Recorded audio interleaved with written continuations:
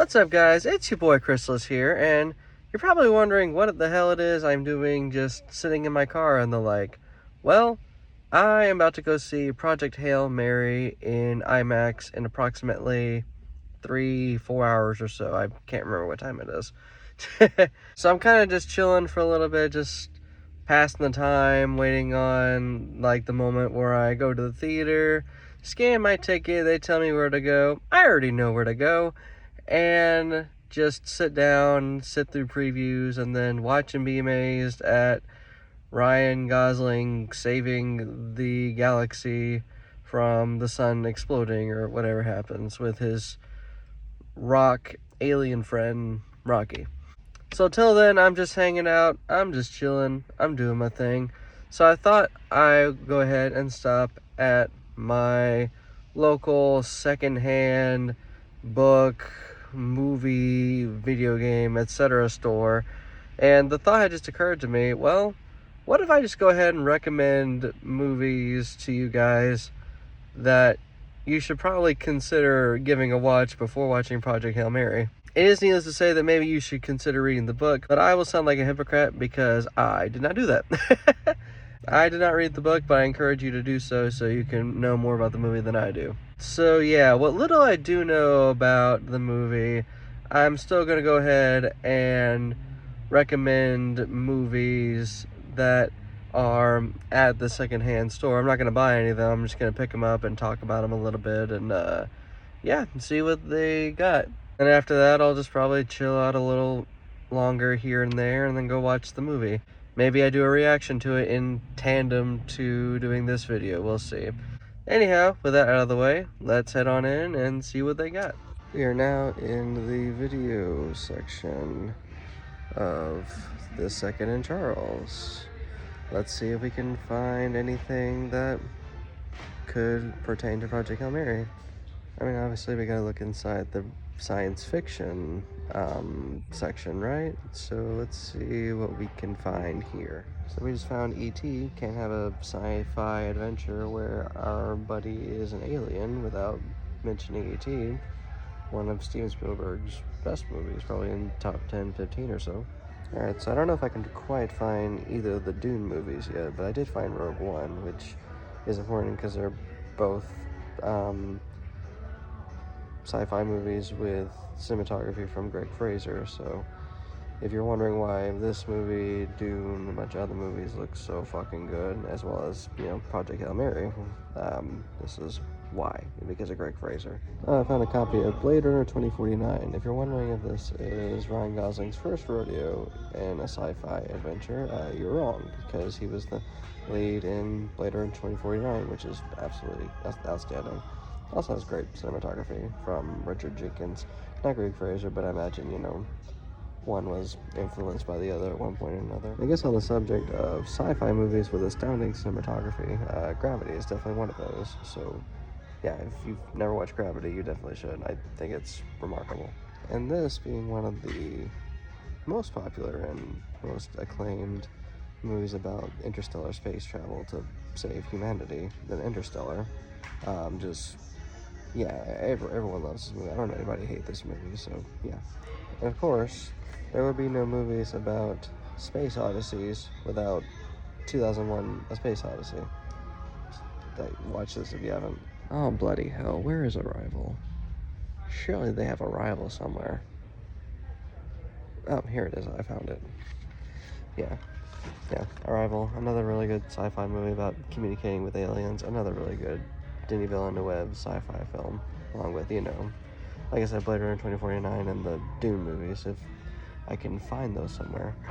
Alright, so I was trying to find any of the Spider-Verse movies, because that's where the directors for Project Hail Mary came from, as well as the composer for the Spider-Verse movies as well, I believe.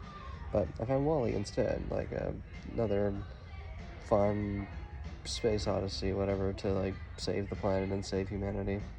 Here's Spider-Verse. Apparently these are really good. I just haven't gotten down to watch them yet, which is a crime, so I'll correct that eventually. Let's see if I can think of some more non-sci-fi ones. Okay, so in addition to Sandra Huller being in Project Hail Mary, she's also going to be in Digger coming out later this year, which is an Alejandro Gonzalez Iñárritu movie. This one is a little bit of a stretch, but it also has got the same cinematographer as Gravity. So, yeah, just something to consider. They didn't have the Zone of Interest or Anatomy of a Fall, so Birdman and The Revenant were the closest to Sandra Huller I could get. Also, I'm drawing a blank on sci-fi, so that's just what we're going with, or drawing a blank on non-sci-fi, I mean. So I would be remiss not to mention The Martian, which the book for this has the same author as the guy that wrote the book for Project Hail Mary. So watch The Martian very soon. I will be. Also, I just thought of First Man, but I can't seem to find it. I don't think they have it, which is unfortunate, as my eyes go from one side of the shelf to the other. Found it. So if you're wondering if this is Ryan Gosling's first rodeo going into space for the betterment of humanity, it is not. First Man is, where it's a Damien Chazelle movie where Ryan Gosling, goes into space, and he's about like going to the moon, if I remember correctly. I could be, obviously. But yeah, check out First Man. That was a lot of sci-fi movies that I just threw at you out of nowhere. Yeah, check out all of those preferably, and if you're planning on watching Project Hail Mary very soon, or don't, it's entirely up to you. Holy hell, the sun is out now. When I came in, it was kind of flurrying a little bit. Now it's out. The snow turned into rain. Yeah. So yeah, this is going to be a vlog, as it turns out. I ended up editing that in like no time flat. It's like 7 minutes of footage. Like, it didn't take long at all. So I'm gonna record my thoughts on this, and yeah, after just kind of throwing everything in the kitchen sink at you with a bunch of other movies and stuff. But let this be a midway point. If you have seen any of those movies, what'd you think about them? And what do you think about when you think of Project Hail Mary in terms of like other sci-fi movies or other movies in general? Because my mind kind of just zeroed in on sci-fi, because I mean, Yeah, so Project Hail Mary is the latest film from Phil Lord and I think Christopher Miller, I think his name is. It's a director duo. They're responsible for the Spider-Verse movies, like I mentioned before. And they're taking a stab at live action with a book from Andy Weir called Project Hail Mary. Andy Weir did the book The Martian as well, and the film adaptation for it has been seen and regarded as one of the best sci-fi movies like of the 2010s, and arguably the best movie that Ridley Scott put out in that decade. But I don't know who's arguing that. I'm kind of arguing that. But I'm also a little ignorant on that, because I don't have Ridley Scott's entire filmography like in my brain, like at the ready. So if I'm incorrect, just let me know I'm wrong. Editor's note: it was a pretty sparse time to be a Ridley Scott fan in the 2010s. Anyway, yeah, so story goes something like this, from what I understand, or at least the premise goes something like this. Ryan Gosling is a school teacher. He is approached by Sandra Huller and a bunch of other people that they need him specifically to go into space and figure out what the fuck to do about the sun. And he ends up running into a alien named Rocky and stuff, and they team up, and they're like a power duo trying to save the Earth and everything, as well as just the universe and the galaxy as a whole. I don't know the scale, if it's just the galaxy or like the universe or just the solar system, who knows. What I do know is that I am a big fan of Ryan Gosling as an actor. I thoroughly enjoyed Sandra Huller's performances in both Anatomy of a Fall and The Zone of Interest, and I just think it looks damn good. I am always on board to see Greg Fraser's cinematography, no matter what, even if it is a quadrilogy of Beatles movies coming out in a couple years. Yeah. And apparently they did not really use any green screen for the visual effects. It was all just practical effects. I think they built like a model ship inside of a dark room or something like that. And the more I learn about the movie and the closer I get to finally being able to see this movie, I'm T-minus 2 hours and 14 minutes away from being able to watch it. The more excited I get for it. So I'm very excited to be able to watch it today. And I'm very excited that this truly does feel like a kickoff to film in 2026, as March always usually feels. Because around March, the Oscars are finally over, so this whole conversation about what movies were the best and what weren't in 2025 finally dissipates. And everything that came out in January and February that's new, mind you, like, a lot of the output was a lot more solid than usual for January and February. They definitely leave a lot more to be desired, for sure, as it relates to, like, the other 10 months of the year. In a way, Hoppers definitely felt like, to me, the kickoff to 2026. But this movie, Project Hail Mary, is definitely going to feel a lot like the kickoff to 2026, for sure. Like, don't get me wrong, I enjoyed Sin Help. I enjoyed Wuthering Heights. A lot of people didn't, but I did. I enjoyed Goat. I enjoyed 28 Years Later, Bone Temple. I thought The Bride was really good, albeit not a lot of people also thought so. I think the previous couple of months, as well as the previous couple of weeks, definitely had a lot to offer, but nothing compared to the remainder of the year, for sure, especially in 2026. But yeah, I think that's really all I got. I'm very curious about Project Hail Mary. Apparently it's an absolute blast in IMAX. I think it's still sitting at like a 95 or 96 on Rotten Tomatoes. And yeah, that's kind of all I got. It's a very expensive film from Amazon, so I'd like to see this movie be profitable. Not necessarily to benefit Amazon and Jeff Bezos, but more so to specifically benefit the filmmakers and everyone that put their best foot forward into making this movie a reality. And yeah, that's all I got. In a little bit, I will come back with my reaction to the movie and let you guys know what I thought. So yeah, stay tuned for that. I am just now reacting to Timothy Chalamet as Paul Atreides in Doom Part 3 being all over my timeline. I swear to God, if we get to see the trailer for Doom Part 3 tonight, I will go fucking bananas. We gotta run!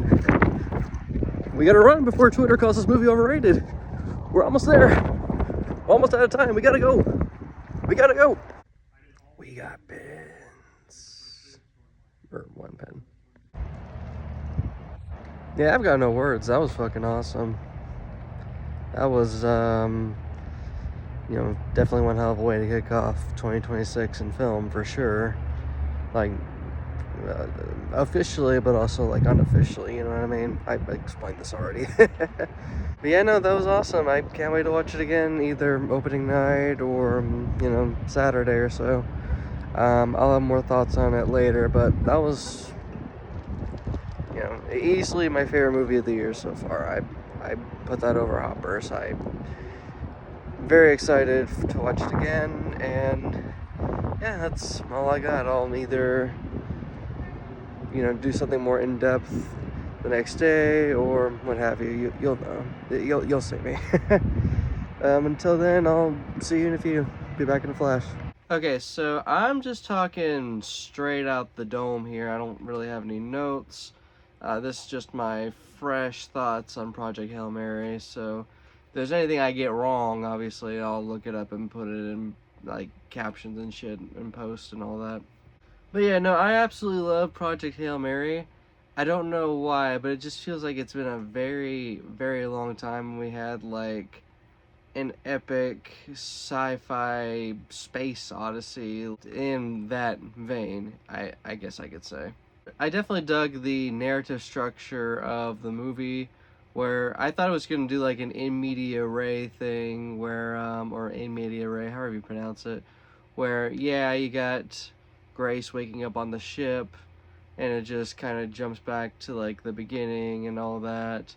We figure out how it is he ended up in that situation and everything. I'm glad that the movie decided to do it where it jumps back and forth between like the present and like the past, so that way you get like different dynamics of Grace's character, you know? You don't get the whole picture of like how Grace ended up on the ship and volunteering as Megan. Clawing the hell out of my leg. But yeah, no, I just dug the structure of the plot overall, and I'm not gonna spoil anything, but eventually over time you get a bigger picture of not just how he got on the ship. It becomes very apparent as to how like someone like Grace, who's not an astronaut or anything like that, ends up on the ship and ends up just partaking in the single most important mission that humanity could bestow upon itself. After that, I just love Rocky. I love the whole puppeteering thing that Rocky does. I like how well executed that was. I like how you end up getting, like, say, something akin to like a Tom Hanks and Castaway and Wilson the volleyball type of relationship, but it becomes significantly more than that, obviously. Like, imagine that coupled with like the heptapods from Arrival and maybe just like the charm of like a dog or something. I don't know. I just really think that Rocky and Grace's friendship and just bromance and everything is just so awesome. So overall, like, the plot's great. I love the story. I'm actually very glad I didn't read the book, and that's kind of just been like a stance I've been taking lately. I'm not saying, oh, well, don't read books. Each and every time when I read a book and I go watch the movie, I just, maybe it's just a me thing, I end up just not being able to appreciate the movie for what it is and just find myself just comparing it to the book. But since I didn't read the book, I'm not going back to it as a reference and like comparing the two or anything, which I'm sure a lot of people are going to be doing. I think my only negative, it's honestly a nitpicking more or less, is that the movie definitely ended up being roughly what I figured it would be. Like, the whole tone and the structure and everything just feels like what I kind of figured. Like, this is a kind of situation that Ryan Gosling would be in, and this is kind of how a Ryan Gosling character would deal with it. Or at least, like, post 2020s or so, when he stopped doing like dark roles and everything. But even then, the way that the script is and everything else, there ends up being still these like twists and turns to where you really just don't know where it's gonna go next.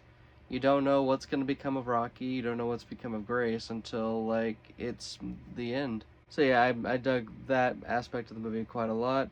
Sandra Holler was excellent in the movie, like I figured she would be. Not a lot of screen time, but her role is that of a catalyst in Grace's motivations and everything else while still on Earth.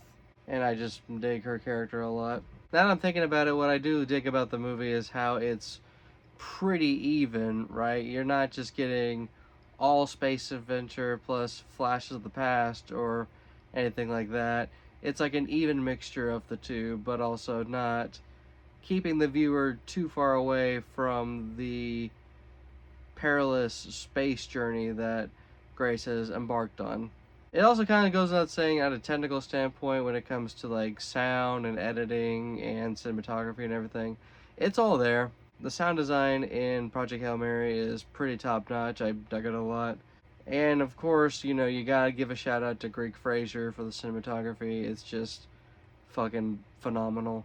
All the differences of colors when it's showing off the, I forget the name of it, but it's the whole particles and stuff that goes from like the sun to Venus that they find. Like the little red particles, the green planet, its atmosphere and all that. Not only that, but just the interior of the spaceship, as well as just how Earth looks and everything. Greig did not slouch with this movie like at all, and you just love to see it. Or I guess his name is technically pronounced as Greg. Why put the I there? I don't know. I dug just about everything about the movie. I dug the acting, I dug the look of it, the sound of it. Phil Lord and Christopher Miller really outdid themselves with what I can only assume to be their magnum opus. And if you are in the mood to see a movie this weekend, you should definitely go see it. It's great. It's amazing, and I'm glad I got to watch it as early as I did. It was kind of funny that Ryan Gosling, like right before the movie, like had a little message thanking all the Prime members for showing up and watching it. And I was just kind of looking there like I'm fucking Steve Carell in The Office. It's that one meme where he's like shaking the dude's hand, like, okay. I didn't use the Prime thing at all. I just randomly found it on the app, and there was just a good seat still there, so I took it. I used my A-list for it, and I'm glad I did. And this was a movie to remember, and I can't wait to watch it again, like I said. I think what I appreciate the most about Project Hail Mary is that, yeah, it is a homage to, like, the 2010 space adventures, right? Obviously The Martian, obviously Interstellar, a good deal of elements from Arrival as well. Even if Arrival is technically not a space adventure, but aliens do land on Earth and they gotta figure out how to talk to them.